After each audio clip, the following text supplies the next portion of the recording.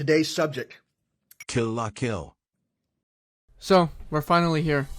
Kill la Kill. Back in the Champloo video, I said that Black Lagoon was going to be the next anime or show that I watch.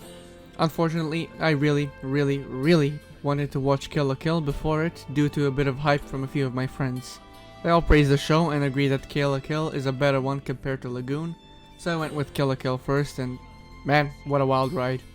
You have any idea how valuable my arms are? I'm a grand couturier! That's why I chopped them off, dipshit! I'm kidding. If you chop them off, they'll just pop right back on again. It's made by Studio Trigger, which are supposedly very praised by weebs. Again, keep in mind this is my 5th anime, so I have absolutely zero references. Kill la Kill's story is, without going too deep, Ryuko, my beloved, wants to find her father's killer, so she goes to Honnouji Academy with one of her scissor blades that her dad made and was killed by. The first half of the show is basically just everything that happens at the academy, building up the supposed villains, the Elite Four, and obviously Satsuki. Satsuki is such a great character. While I think Ryuko is better, anytime Satsuki was on screen, she was menacing, and I fucking love her demeanor. All of that in the first half before the real villain is revealed, Ragyo. さつきです。花嫁衣装に袖を通したそうだね。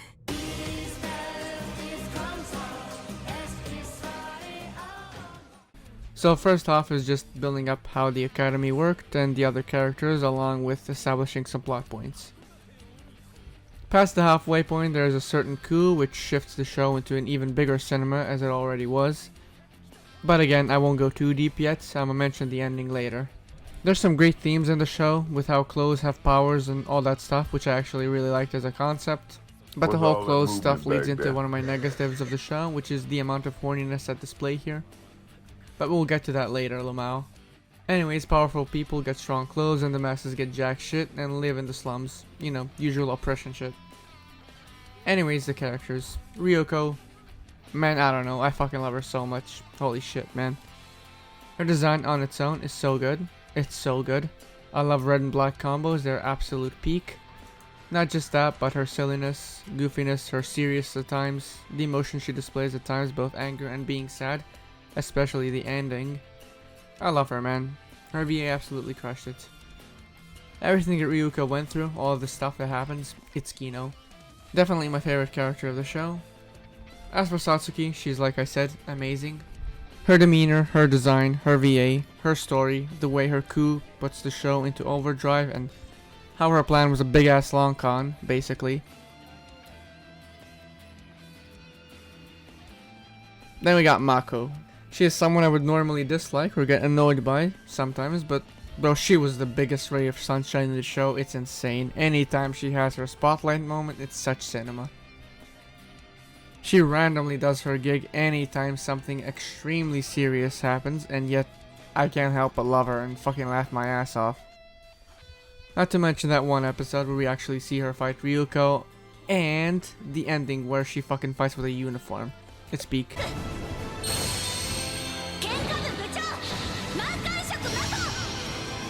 As for the Elite Four, I loved all of them, such a great subversion. I had a feeling they were going to be a supporting cast at least in some way, and they were. Jakuzure was rather underrated. She was goofy music, lolly, comical, evil, but by the end she really grew on me. Plus her VA has such a weird fitting voice.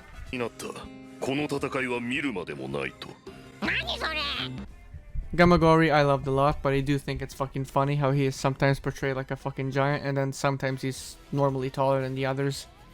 I liked his backstory of being a shield, and his uniform powers were really fun to watch when he fought Ryuko and she's just like, nah, I ain't fighting you, Lamau. Zenigama was great, had amazing development, bro lost his senses and regained them, was kinda cinema. Inumuta was obligatory hackerman archetype, and he was also pretty good.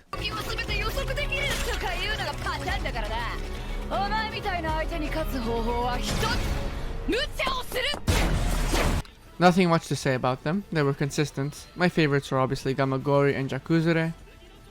Right, and now, Ragyo and Nui. First off, Ragyo, as the villain. She's extremely fucking good.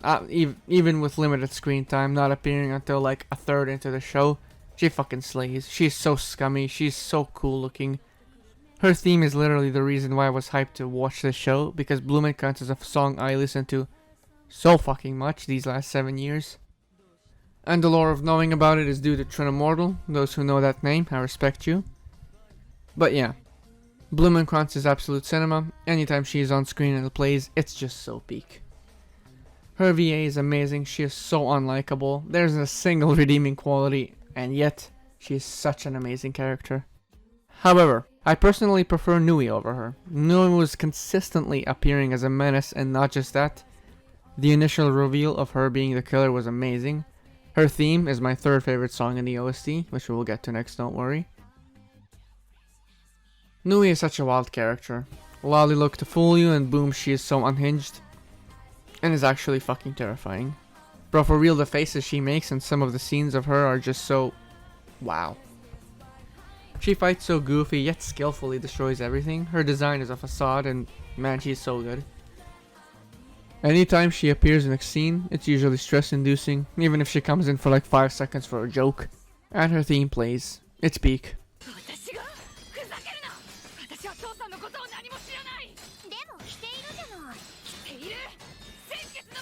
Easily my favorite antagonist in the show. Now, the OST.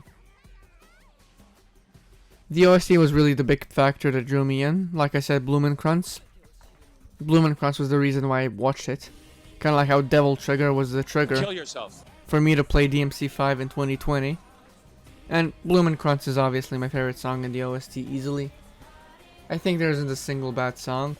There is, however, a few mid ones, which are both the openings. I'm sorry if you like them, but personally, after hearing them a few times, I skipped every single one of them, which, yeah, I don't know. It's based off of preference, and to me, they both sounded a bit too generic. That aside, the OST was insane. As mentioned previously, Blumenkranz was cinema.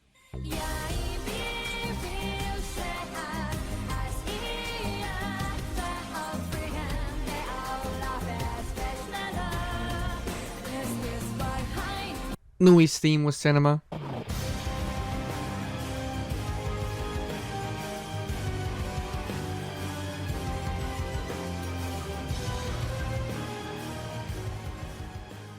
Before My Body Is Dry. In the show, it's fucking incredible. Anytime, Don't Lose Your Way starts, I can't. It's so good.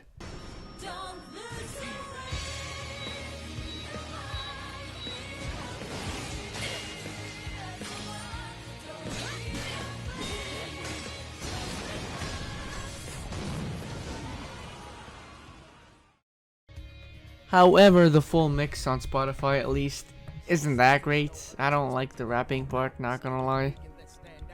Or the verses before, it's just, I don't know, not that great. Also, both the credits themes were great. The OST was overall amazing and really the highlight of it, I would say.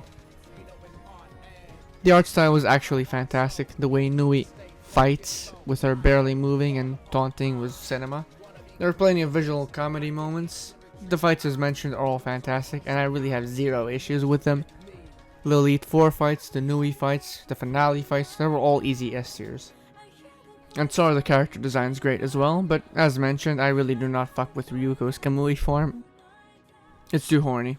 Again, I get it, but come on man. Could've had a tad bit less at the very least with the same transformation sequence every single time. It got stale. Satsuki's as well. The show's pacing is all over the place. Like I said, the first half is just setup, but it's still a fast-moving, chaotic setup, and so much shit goes down in every episode. But the coup makes it go into maximum overdrive. Maximum overdrive!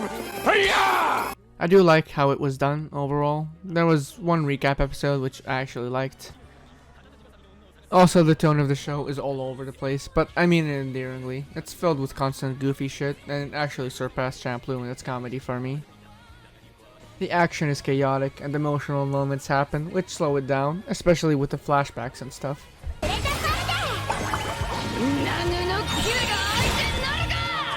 Now let's slowly get into the ending, so you better put your milk and eggs back in the fridge so that shit doesn't get spoiled. Anyhow, I really love the ending section. I think it was very cinema.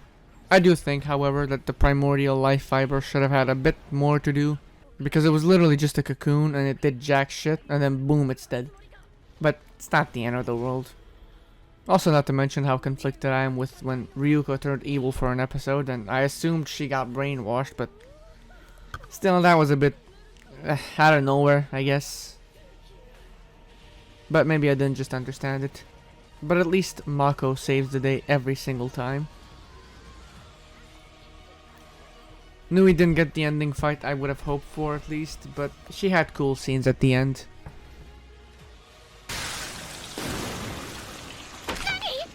そうかな。ぬい。その体捨てろ。Lee? Mama!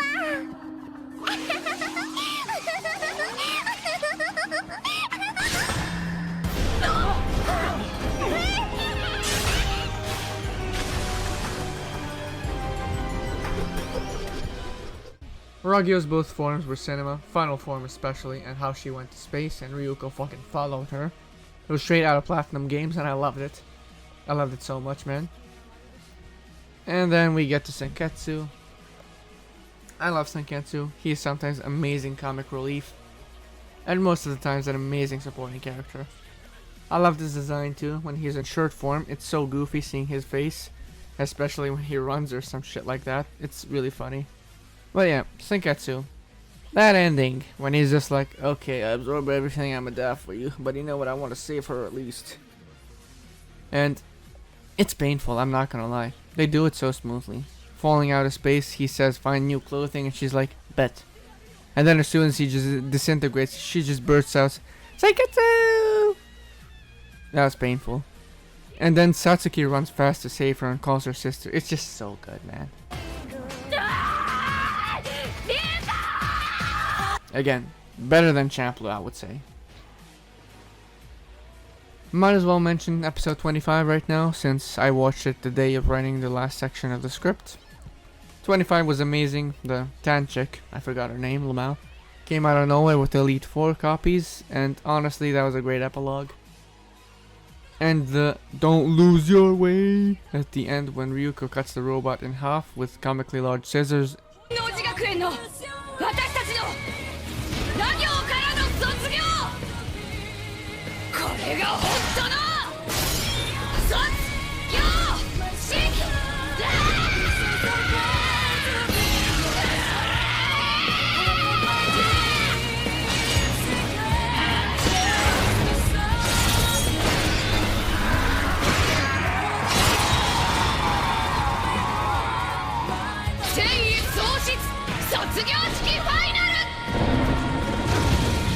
It's fucking amazing. I don't know, Walt. I think the show was phenomenal. The ending section had 0 hiccups. Okay, maybe like 0.5 hiccups with Nui not getting an insane final fight and the life fiber. Nuda's speech also had development. The 4 had it. Satsuki cut her hair and Ryuko grew up. So, in conclusion, OST was immaculate. The themes were great, the art style was amazing, the characters were actually iconic as fuck. Both villains and supporting. Like I said, the only issues I had with it are really just, it's too much fan service. It's way too horny. Like, I know the show, but man, it's just so much every single episode. Jesus, man. And yeah, that's really it. To me, this show is peak. It's actual peak. Like, I know I said that many times, but this is easily the best show, and it's not even close. So, I really do not know if it's my limited anime list of 5 animes I watched, or am I just choosing the absolute best ones, because every single one dethrones the previous one. It's actually insane. We shall see though. Next up will be Black Lagoon to test that theory. I heard it isn't actually that amazing, but who knows. But it won't be the next show. I will finally watch Arcane. That's the real next thing. As a 4-year sober league hostage, I will cave in and see what the buzz is all about. Afterwards we got The Boys, and only then Black Lagoon. So expected about February, probably. So yeah, Kill la Kill was incredible. That's all. Bye bye.